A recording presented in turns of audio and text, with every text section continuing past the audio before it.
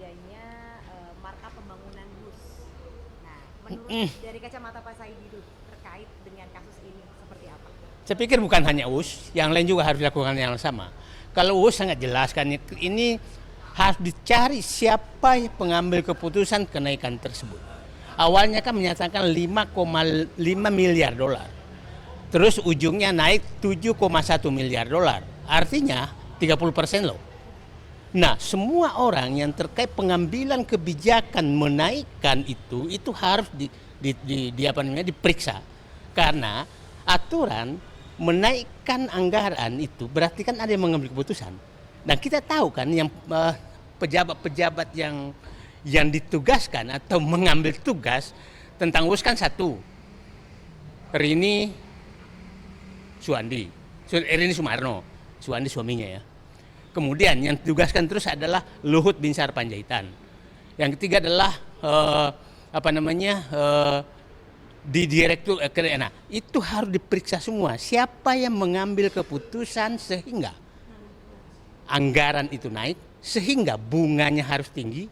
Dan ini pembelajaran bahwa siapapun mengambil keputusan yang merugikan rakyat, membebani rakyat, ini kan membebani rakyat, membebani negara, maka dia harus bertanggungjawabkan kan. Nah, itu. Ya, tapi ini di sini Menko tidak mau untuk menalangi utang tersebut. Nah, dan oke. Binsar Panjaitan juga nantinya akan membentuk sebuah badan atau lembaga yang mengurusi utang bus dan juga LRT. Ya, itu kan namanya ketahuan cari jendela. Nah, begini, yang tidak salah Purbaya melakukan itu, tapi tidak juga benar. Kenapa begini? WUS itu adalah proyek yang rugi dan ditugaskan pemerintah.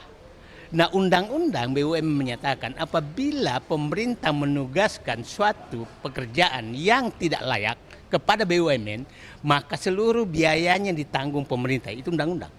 Nah, WUS ini udah tahu tidak layak, berarti tugas pemerintah dong, maka pemerintah harus mengambil tanggung jawab mengganti semua kerugian ditambah margin yang layak. Itu menguji undang-undang. Jadi Purbaya tidak bisa juga menghindar sebagai Menteri Keuangan bahwa itu kepilihan kebijakan itu normal saja. Tapi menyatakan bahwa kereta api berhak dan antara berhak meminta itu wajar karena Sri Mulyani menjamin. Menteri Keuangan pernah menjamin bahwa utangnya dijamin pemerintah. Dan jadi dua penyebabnya kenapa tidak salah dan antara meminta pemerintah yang bayar. Satu, bahwa ini penugasan pemerintah. Yang kedua, bahwa pemerintah Joko Widodo pernah menjamin bahwa utang WUS dijamin pemerintah. Oke, makasih. Yuk, makasih. Yuk.